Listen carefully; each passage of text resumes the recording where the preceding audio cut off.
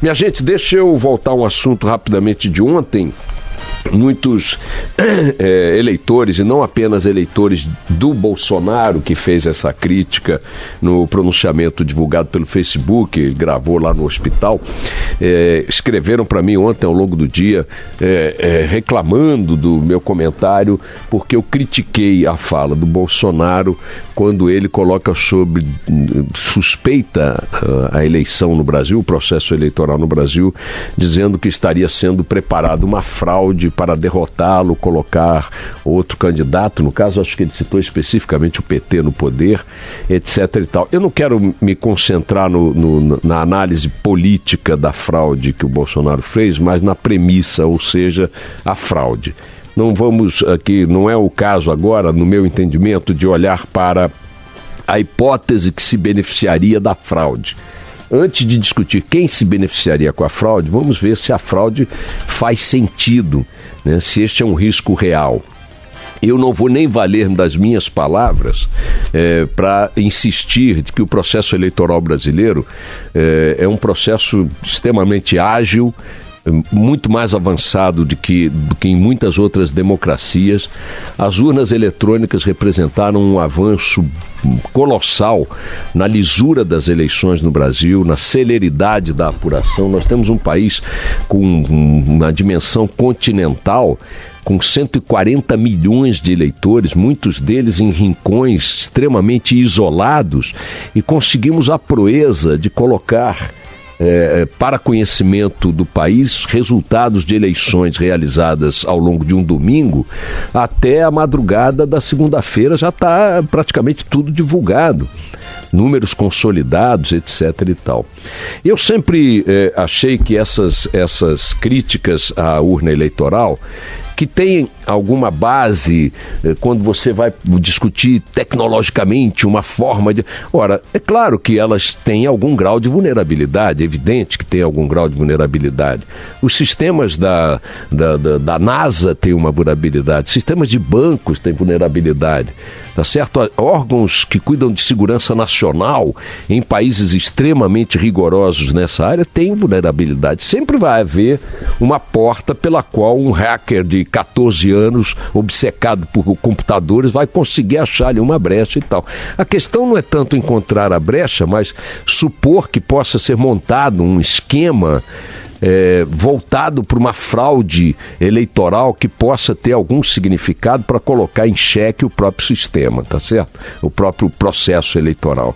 A fala do Bolsonaro anteontem, divulgada no Facebook, eu entendo que foi muito mais uma das muitas frases ou sacadas do Bolsonaro para manter o seu ativíssimo eleitorado atuante, mais atuante e tal, combativo e tal. Então esse assunto passa a ser uma nova bandeira de discussões e tal. Mas é grave que um candidato à presidência na liderança das pesquisas coloque em xeque a lisura do processo eleitoral brasileiro, primeiro porque isso não se sustenta na história. Quem é o maior interessado em denunciar uma fraude eleitoral, em qualquer contexto? É o derrotado. Que derrotados no Brasil fizeram esse tipo de denúncia desde que as urnas eleitorais foram introduzidas? O PSOL perdeu a eleição, o PT perdeu a eleição, o PSDB perdeu a eleição, o MDB perdeu a eleição, o UD perdeu a eleição, e todos esses também ganharam eleições. O único maluco que ousou pedir recontagem de votos numa eleição presidencial no Brasil foi o Aécio Neves, dispensa maiores apresentações em 2014, e não o fez por ter uma suspeita concreta, que de resto não se confirmou, mas por pura militância, por pura ação de fustigar a vitória de sua adversária Dilma Rousseff. Não foi ali uma suspeita de natureza técnica, de fraude específica, olha aqui, houve tal coisa assim. Não foi uma ação, como agora me parece ser a ação do Bolsonaro, de levantar esse tipo de bandeira, a meu ver, irresponsavelmente, panfletariamente. Vou citar aqui a frase que achei muito boa do próprio presidente do Tribunal Superior Eleitoral, o ministro Dias Toffoli, lembrando que o Bolsonaro ganhou várias eleições na vigência da urna eleitoral. Não há, minha gente, nada que justifique colocar sob suspeita o processo eleitoral brasileiro, por mais que o resultado nos desagrade ou nos agrade. É uma bobagem inserir esse tipo de instabilidade no debate nacional, porque ele não corresponde à verdade dos fatos, à verdade histórica, à verdade tecnológica.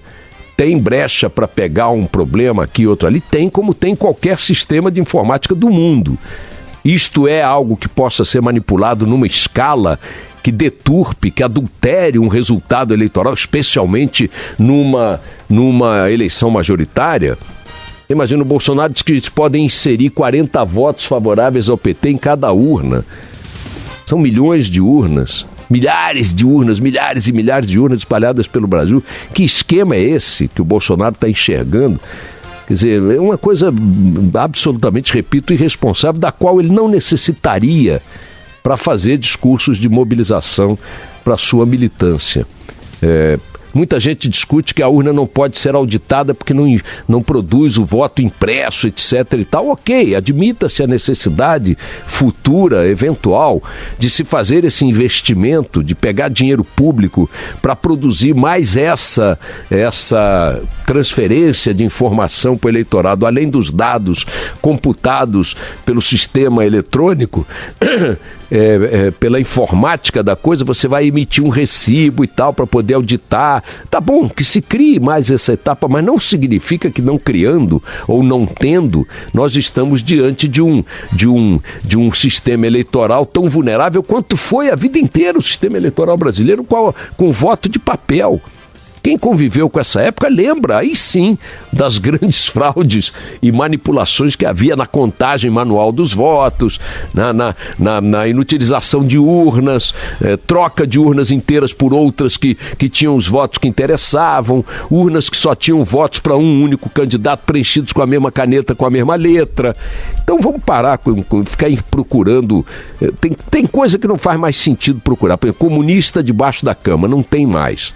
Não tem mais. Se tiver algum comunista debaixo da sua cama, chama o rabecão, porque ele deve ter morrido há 10 anos, 50 anos, e é um cadáver que você precisa tirar debaixo da sua cama. Fraude nas urnas eletrônicas, é bobagem.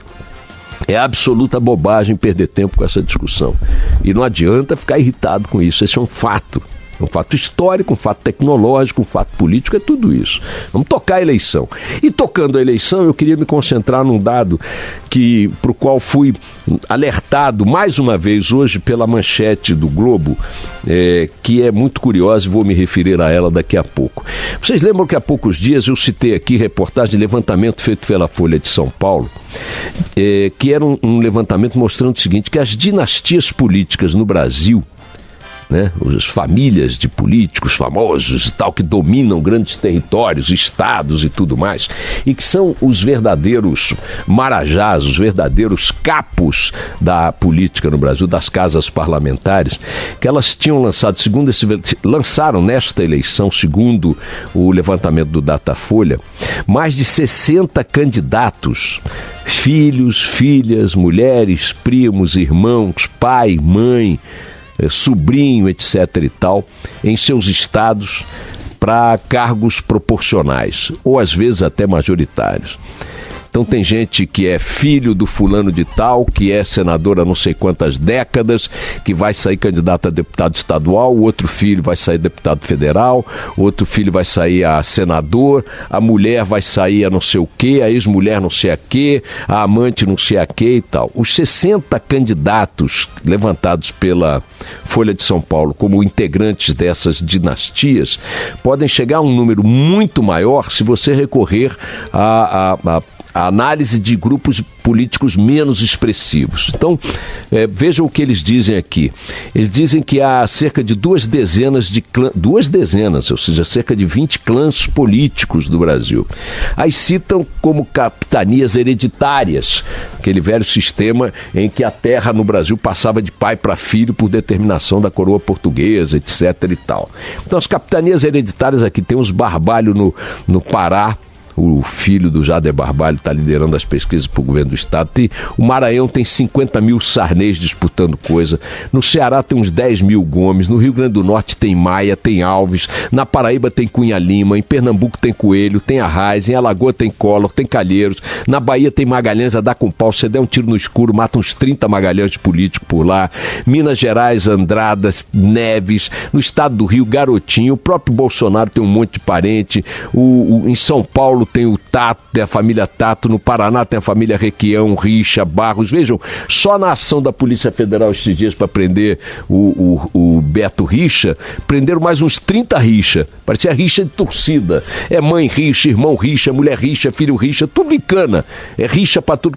Em Brasília, o clã Roriz domina a política de Brasília com forte possibilidade de consagrar seus indicados agora nas próximas eleições. E a reportagem do Globo, que está na manchete do jornal de hoje, é uma espécie de cereja nesse bolo para a gente fazer uma rápida reflexão que não passa pela discussão sobre presidência da República, porque todos nós, em todos os países com regimes presidencialistas, como o nosso, como o americano, como outros, é muito natural que toda a atenção da opinião pública, da mídia, ainda mais numa eleição polarizada como a nossa, com esse monte de incidentes de percurso que nós estamos vivendo, facada, líder político preso, lava-jato pegando um aqui, outro ali, etc. e tal, é natural, e no meio de uma crise monumental, é natural que a opinião pública e a imprensa e todos os analistas se concentrem na discussão sobre quem vai ser o chefe de Estado, o mandatário, né? Então você fica discutindo Ciro, Bolsonaro, Alckmin, Marina, não sei o quê, Amoedo, Meirelles, em torno desse assunto, esquecendo que a eleição se destinará também, e faltam só 19 dias para isso, porque o primeiro turno é o primeiro turno de presidente da República, mas para deputado estadual, para senador, para deputado federal não tem segundo turno. As casas legislativas não tem segundo turno. Você vai votar agora daqui a 19 dias e o seu voto define o jogo da composição do próximo Congresso Nacional, da próxima Assembleia Legislativa no seu estado. O governador tem segundo turno e o presidente da República tem segundo turno.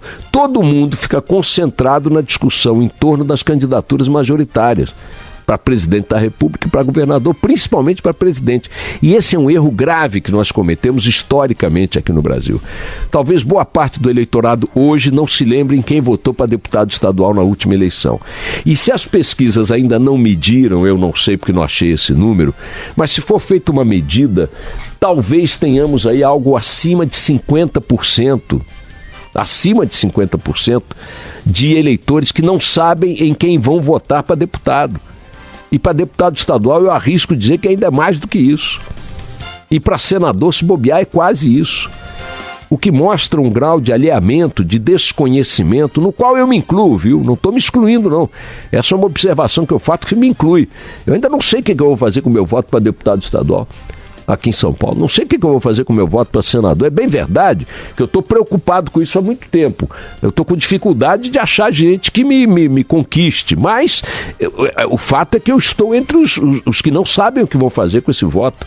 E ele é fundamental, minha gente, porque seja qual for o presidente eleito no segundo turno, ele vai ter que governar com um Congresso que nunca precisamos tanto de um Congresso melhor do que o que tivemos sempre, como vamos precisar do próximo Congresso. Então esse comentário hoje é para alertá-los do seguinte: além das dinastias, além dos grupos que estão no jogo da política há séculos e que querem continuar outros séculos, e que você tem que botar o seu radar atento a isso, se informe, leia, pesquise na internet. Quem é esse cara que está pedindo seu voto? Há quanto tempo ele já está no jogo? Há quanto tempo o grupo dele está no jogo? Ele é filho, irmão, parente de quem? Representa os interesses de quem? Porque a renovação não pode ser deixando de votar no Ricardo Boechat para votar no Rafael Boechat, que é o filho dele. Porque isso não vai... É evidente que o meu filho seguirá uma política identificada comigo, com meus interesses. assim como os filhos das dinastias, os sobrinhos, os irmãos, as mulheres, as amantes e tudo mais. E a capa do Globo de hoje, vou pedir ao pessoal do Café com Jornal para botar na tela novamente, diz o seguinte, a cereja do bolo nesse comentário: MDB do Rio prioriza herdeiros de políticos presos. MDB do Rio prioriza herdeiros de políticos presos. Olha que maravilha. E aí você tem o seguinte, o MDB do Rio, na distribuição de tempo na televisão para campanha e de recursos do partido para campanha, está botando prioridade para os filhos de Eduardo Cunha, uma filha de Eduardo Cunha, que é candidata a deputado federal, um filho de Sérgio Cabral, um filho de Pisciani, um outro afilhado de Paulo Melo, e o detalhe que une todas essas figuras é que todos estão em cana. Ou em cana, ou em prisão domiciliar, ou condenados, ou a caminho de condenações. Na Bahia, o senhor Lúcio Vieira Lima está tentando a reeleição, o cara do apartamento de 50 e tantos milhões, e é quem tem mais tempo na campanha do PMDB. Do MDB na televisão. Então eu queria inserir aí nessa nossa conversa matutina, independentemente dos nossos humores e diferenças que possam prevalecer na eleição para os cargos majoritários, um alerta: nós estamos a 19 dias da eleição, que vai definir o novo Congresso Nacional. Eu pergunto a você, você já está consciente do voto que vai dar? Já escolheu o seu candidato e sabe por que escolheu? Saiba que o que nós podemos ter de esperança de termos um novo governo com uma nova realidade, saído das urnas, legitimado, mas que possa caminhar numa direção que a gente se interessa que caminhe, vai depender fundamentalmente, visceralmente, do Congresso que viermos a eleger. Isso vale também para as assembleias legislativas em relação aos governadores e aos estados. Conscientize-se da necessidade de definir já, porque você só tem mais de 19 dias, comece a analisar agora, sem demora, para quem você vai votar no Senado e para quem você vai votar na Câmara Federal e nas Assembleias Legislativas. Esse tempo está curto demais para tomar uma decisão consciente, tá bom? Toca o barco!